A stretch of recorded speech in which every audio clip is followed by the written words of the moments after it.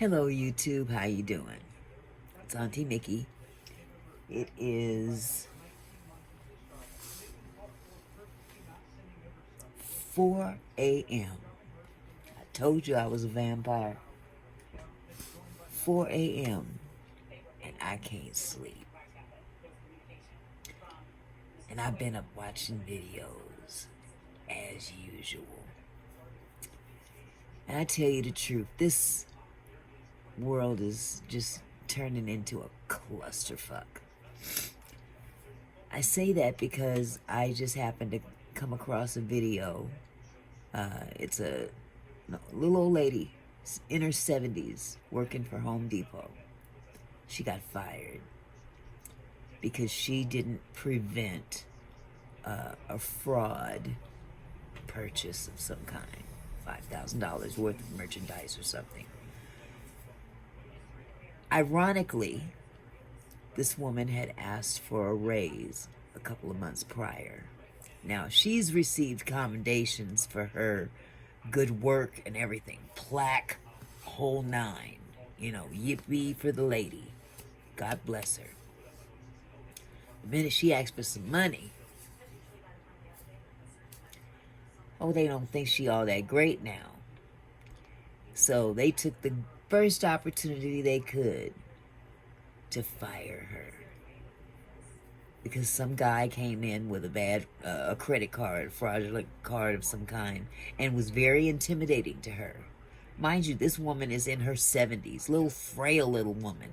I'm wondering why she's even working at this age. That's none of my business. But it's another testament as to where we are in this country right now, where little old white ladies have to work to survive. She needed this job for health care, to pay her rent. I mean, times are hard, okay? And before we start pointing the blame game at people, forget about why. Check out the fact that it is what it is and try to do something about it. But, you know, people want to, oh, Biden this, Biden that. Okay, well, Biden didn't do it by himself. That's another story. This little old lady lost her job. And it just appalls me that they would fire this woman over such an intimidating situation. She called for help and got no answer from her supervisor. And in the meantime, this man is badgering her. I'm gonna run the video for you and check it out. From the I-Team tonight, a 72-year-old former Bay Area Home Depot employee is suing the retailer for age discrimination and wrongful termination after she was fired for failing to stop fraudulent purchases of roughly $5,000. Yeah, the incident happened at the San Ramon Home Depot 3 months after a loss prevention officer was shot and killed at a Pleasanton Home Depot while trying to stop a theft attempt. ABC 7 News I-Team reporter Melanie Woodrow is here with the story. Melanie. Dan and Amma, we hear about theft in the Bay Area all the time. This one's a little bit different. Carlene Acevedo was fired from Home Depot last July for creating a security or loss prevention risk. That was according to her termination letter. She says she felt scared and intimidated by the person at her register who was paying with a suspicious card. You're phenomenal in every way. We are grateful to have you. During her 7 years working as a cashier at the San Ramon Home Depot, Carlene Acevedo says she won multiple awards for exceptional service, including Cashier of the Year in 2021. I loved working there. But last July, Home Depot fired Acevedo after she rung up 4 fraudulent transactions, resulting in a more than $5,000 loss for Home Depot. I was so upset. I just wanted to get out of there. I've never been fired before. Acevedo says she was working alone in the garden center when a man approached her cash register with a card that had written instructions on the back to process the transaction as cash. She rung up a purchase for a little more than $1,300. The card was suspicious. It was very suspicious. But I went ahead and ran it. Approximately 30 minutes later, she says the customer returned. And then I knew for sure that he was targeting me because I was alone. Acevedo says she tried to call her supervisor, the head cashier, but no one answered. He was demanding. He wanted the transaction done as fast as possible. He got upset when I made the phone call to my manager. I was scared. According to her termination letter, Acevedo ran 3 additional separate transactions as cash, this time for more than $4,000. She says she kept duplicate copies of the receipts that she took to her manager. 4 days later, I got fired. The incident happened 3 months after Pleasanton Home Depot loss prevention officer Blake Mose was shot and killed while trying to stop a theft attempt, a story Acevedo was familiar with. It was devastating. I mean, it was sad. Acevedo says as an employee, she received annual computer-based training by Home Depot on what to do in the event of a shoplifting or active shooter. What were you instructed to do? I was instructed not to do a thing. Do not approach, do not touch, do not try to dissuade, not to interfere, just let them go. She was doing everything she could. She asked for backup. She's making copies of the receipt. You know, she can't risk her life for merchandise, and employees are explicitly taught not to risk their life for merchandise. Acevedo's attorney, Chambord Benton Hayes, also questions the timing of her termination. According to the lawsuit, 6 months prior, Acevedo learned a teenage new hire at the store had a starting salary of $21 an hour. Acevedo, who was 70 at the time and had been working at Home Depot for 7 years, was making $20.17 an hour. She complained and the following month received a $2 raise. They really just wanted an excuse to terminate her. The moment she complains, she's terminated within a few months. By email, a Home Depot spokesperson told the I-Team, "I can't discuss ongoing litigation." I lost so much. I lost my health care. My health declined as a result of that. I had difficulty finding work, and paying my rent was put into question. Acevedo says it took a while, but she was able to find new part-time work. It was a devastating emotional experience. Acevedo's attorney says that she'll try to obtain surveillance video from the store as part of discovery, as well as any employee handbook or instructions that might exist regarding what to do in a situation like this. Dan and Amma, if this individual had just walked out with the item, she might still have her job, but because he went to the register and she processed those transactions as cash, she was fired. So, now that you've seen the video, this is the part that really gets me. Toward the very end, you heard the newscaster say, had she allowed the man to walk out with the merchandise, she wouldn't have gotten fired. And that is the honest to God's truth. I am a witness that that happens.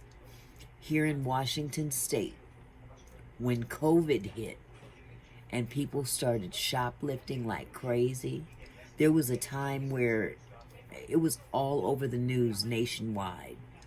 People were going into Walmart stores, Walgreens, CVS's, Home Depot, Lowe's, all kinds of stores, literally going in there and racking up stuff and walking out the store with it, and nobody stopped them. Nobody. They passed legislation here in the state of Washington banning companies from actually apprehending shoplifters. Absolutely. I thought it was the craziest thing until I saw it happen in front of my own eyes. I was standing in line at a Lowe's in the garden center, just like where this little old lady worked. And I had a few items, pretty heavy items. And there was a gentleman in front of me who was being helped. And as I'm waiting for my turn to be assisted, this guy comes walking in. I'm assuming he was homeless. Okay. There was an area next to the Lowe's where the I don't know what to call them correctly. I'm just gonna put it out there the way it is. They were what appeared to be immigrants hanging out on the side of Lowe's, waiting for cars to pass by so they could flag them down and see if there was any work for them. Power to those people, they trying to get some work. I ain't tripping on that at all. But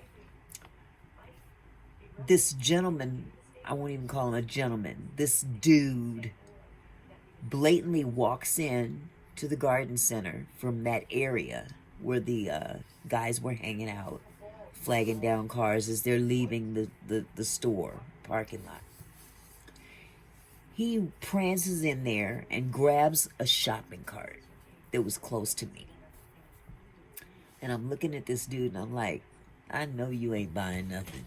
You don't even have a pocket with a wallet. Okay, I'm sorry. You could tell this dude was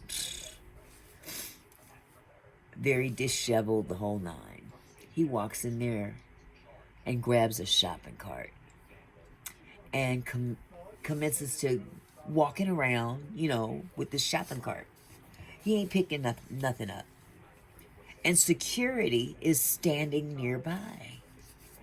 And there's other people behind me in the line as well. And we're standing there and we're watching this dude. And the guy at the register is checking him out and ringing the guy up in front of me. This guy just bolts to the refrigerated beverage area where they have the last minute grab something to drink on your way out the door thing. Alright? Ooh. Got a piece of lint. Anyway. This cat walks up to the door of this refrigerator, opens the door, flings it open, and I mean it was a big one. Had rows of Gatorade, rows of Pepsi, rows of Sprite, rows of cold beverages. He commences to taking out all the Gatorades first. Okay, mind you, it's summer. It's hot outside. I'm like, yeah, you need hydration. He commences to fill in that shopping cart up. This was a large shopping cart. This wasn't no little itty bitty thing. We talking Lowe's, like Home Depot. He commences to fill in this shopping cart up with all the Gatorade beverages. And then realizes, you know what? I think I want something else too. Starts throwing Sprites and Pepsis in there. And finally, I just say, dude, can you leave some for us that might want to buy one on the way out? He flipped me off and kept going. All the while, security is standing there watching. He ain't got on his radio. He ain't got on his phone. He ain't done nothing. Dude, the security guard looked to be about maybe 25, 26 years old. Looked like he just had lunch and a nap. Okay? Didn't even care. He just like... And I'm looking at him like... He said, can't do nothing. What you mean you can't do nothing? You can't call nobody? You gonna let this dude just steal shit in front of everybody and say nothing? And he said, absolutely. I was done. I was so done. This dude literally took all the Gatorade. I'm talking to this dude. I'm like, man, come on, man. Really, you gonna leave us hanging like that? We can't even get one. You gonna take all the Gatorade before anybody else gets a chance to get one? Come on, man. Come on. He didn't laugh, didn't crack a smile. I was talking to a brick wall that was stealing Gatorade.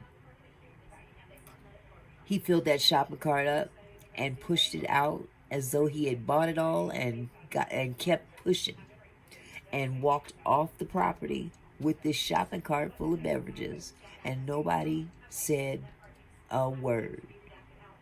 Didn't say boo, didn't say stop, say hey, don't do that, none of that. Didn't say none of that.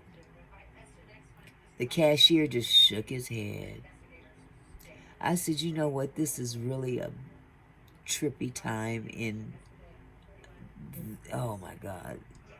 So I see this situation with this little lady here, and you'll fire her because she was scared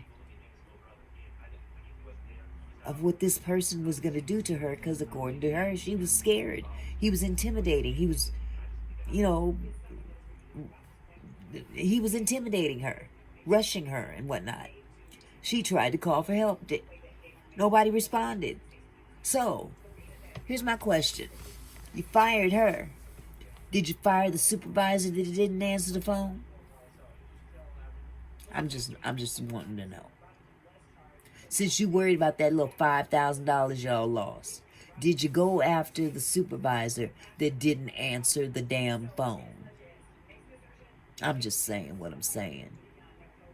I hope this lady turns out okay. It's really a sad set of circumstances when an elderly person has to work in the first place.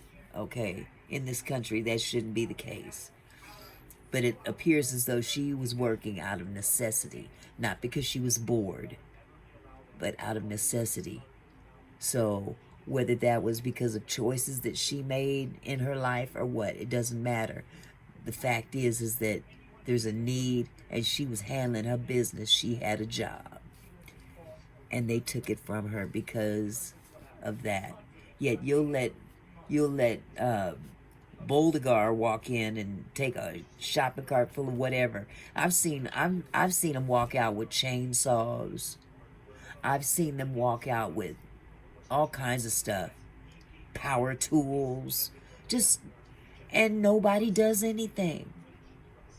So I want to know where the justice is in all this, because what is a homeless person going to do with a chainsaw beside maybe kill another homeless person? They gonna sell it. They gonna sell it. So this country's so jacked up right now. It really is. And I just pray that things get better. However, I don't feel that they will, because we are living in those last and evil days. And if you don't have God in your heart and the word in your heart, you stuck like Chuck. So I just had to get on here and say what I had to say. I've been doing that a lot lately, and I need to do more of it and get it off my chest. Maybe next time I'll start ranting about Sonia Massey again, because that situation right there could have me talking for hours. I got my ideas about all that. So I'm not going to go there right now. I'm going to let y'all go. Y'all have a good day today. God bless you.